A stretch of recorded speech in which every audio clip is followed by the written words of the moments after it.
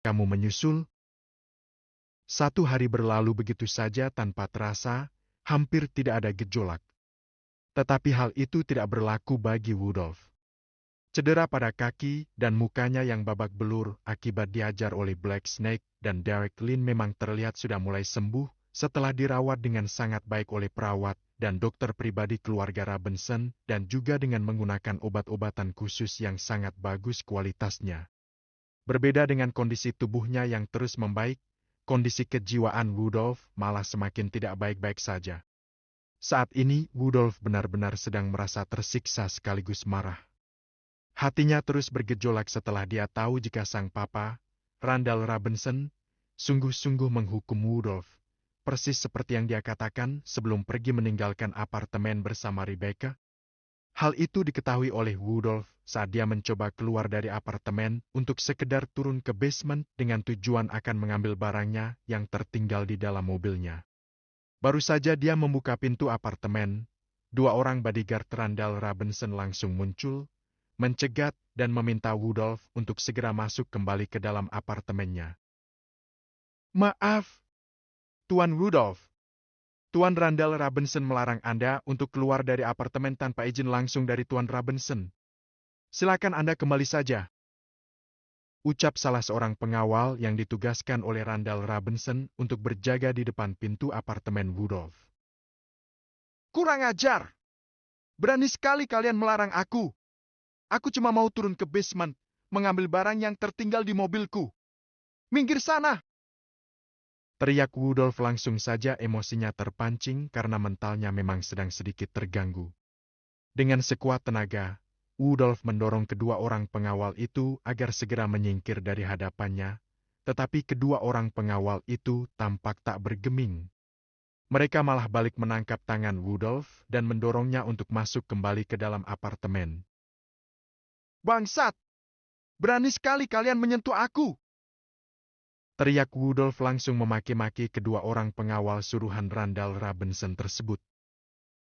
"Maaf Tuan Rudolf, kami cuma sekedar menjalankan perintah Tuan Randall Robinson.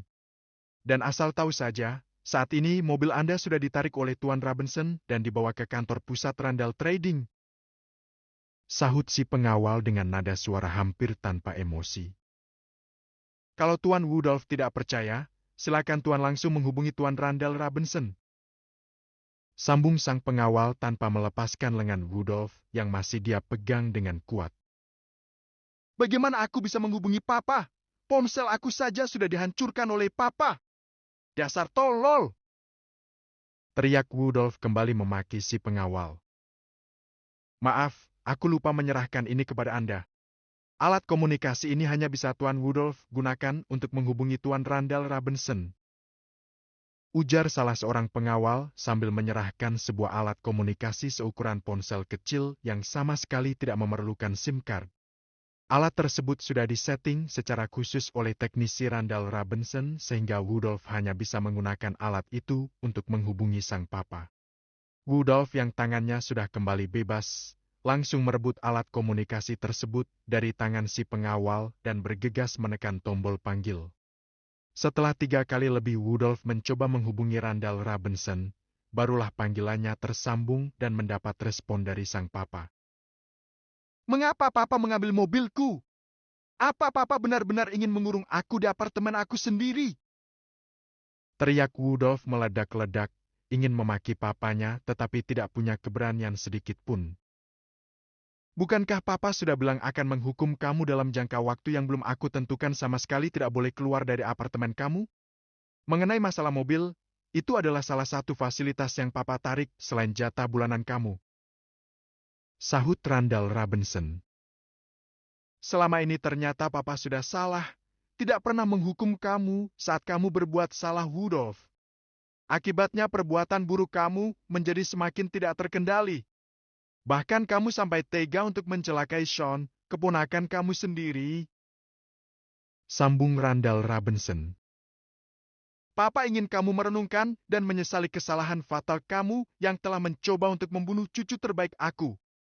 Kalau kamu tetap nekat dan berusaha kabur dari apartemen kamu, aku sudah memerintahkan kedua orang pengawal itu untuk tidak segan-segan menghajar kamu."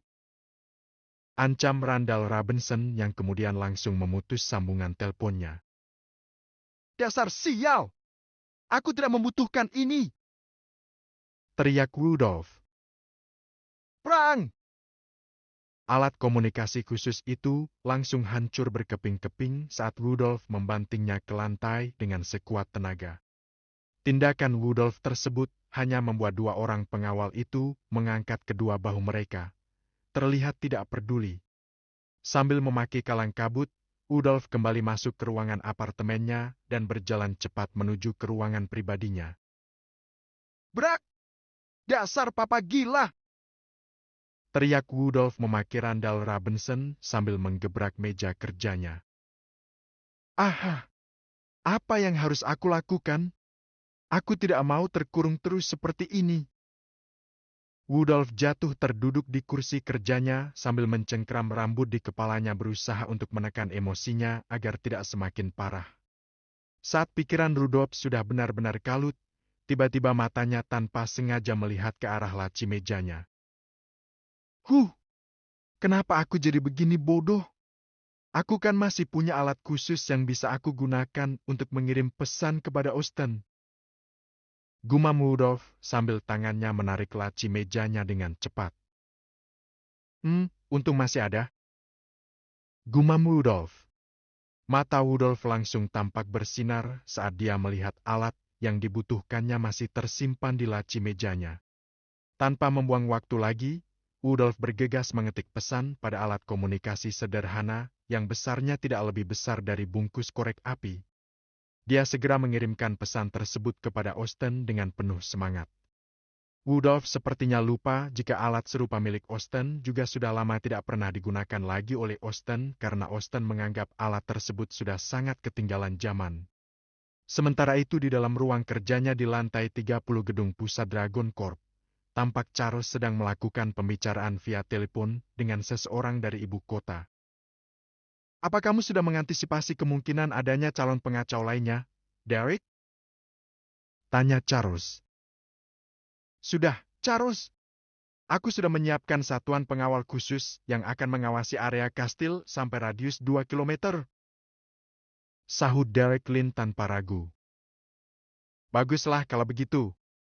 Untuk antisipasi pergerakan para ninja dari klan Hitoshi, aku dan Tuan Muda sudah berhasil melobi Tuan Takamura.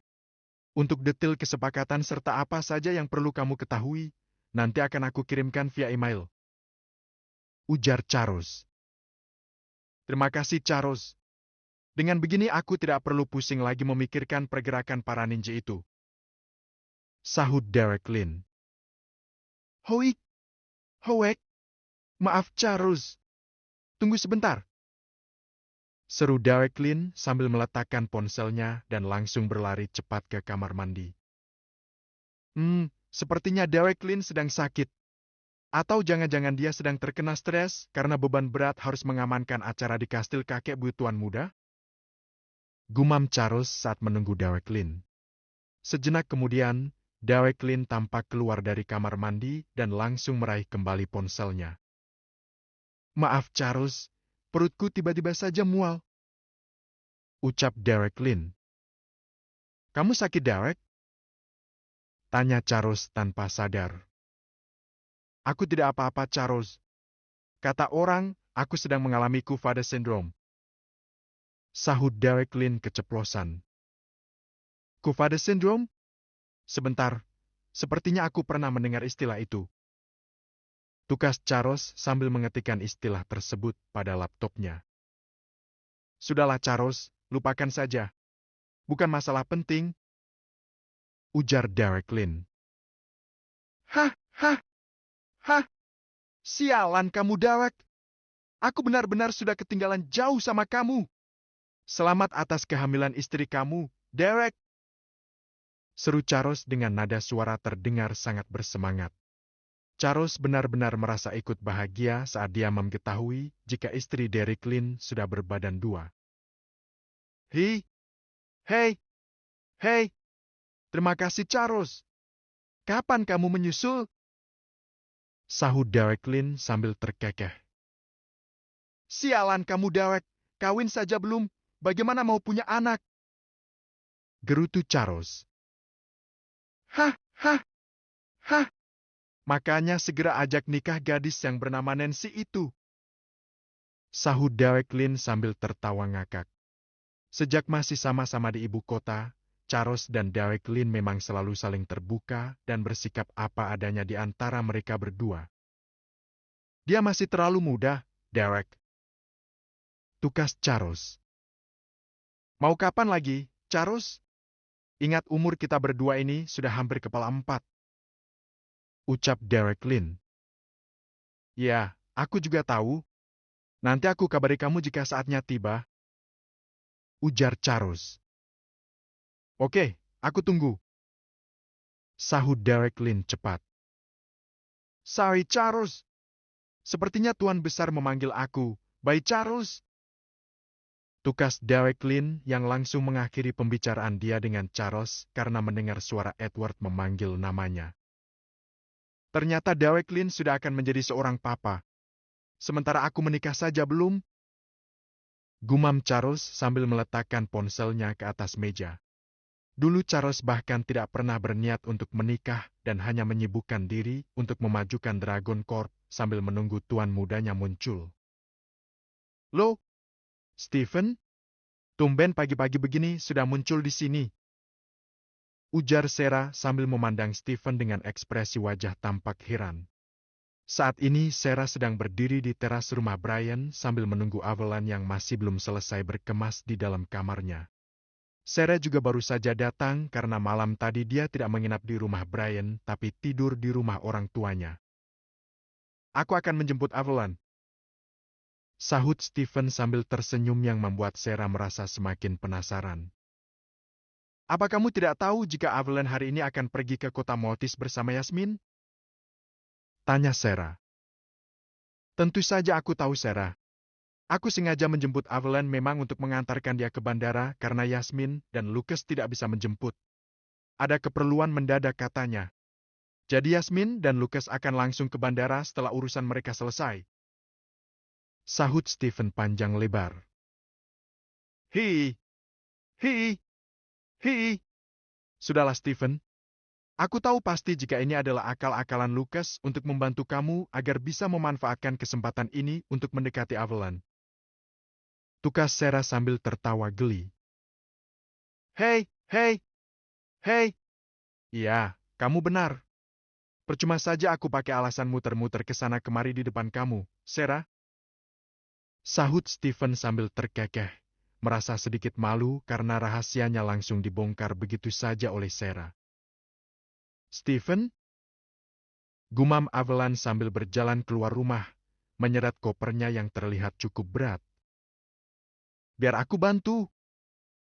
Seru Stephen langsung meraih koper dari tangan Evelyn dan membawanya ke belakang mobilnya untuk kemudian akan dia letakkan di bagasi. Loh, mau dibawa kemana koper aku, Stephen? Tanya Evelyn dengan raut wajah tampak bingung.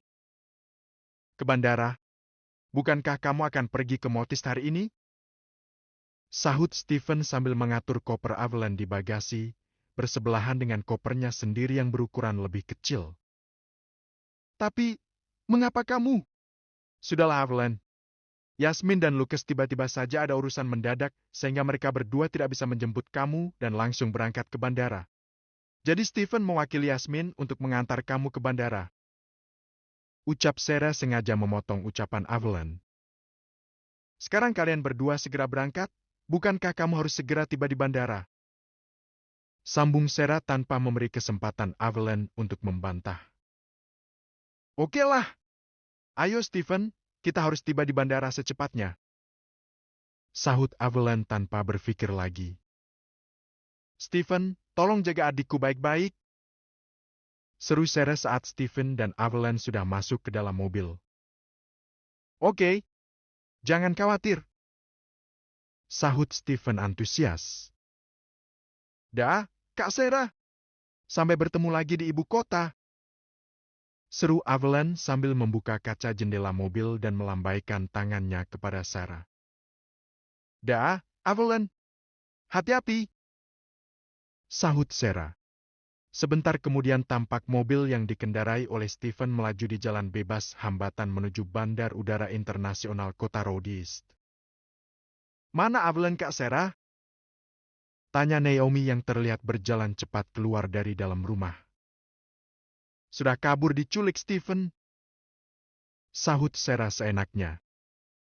"Ayo kita masuk saja dulu, Naomi. Aku haus," sambung Sarah sambil menyeret tangan Naomi yang otaknya masih sibuk mencerna ucapan Sarah. "Kok Stephen? Bukannya Yasmin?" gumam Naomi sambil mengikuti langkah Sarah, kembali masuk ke dalam rumah.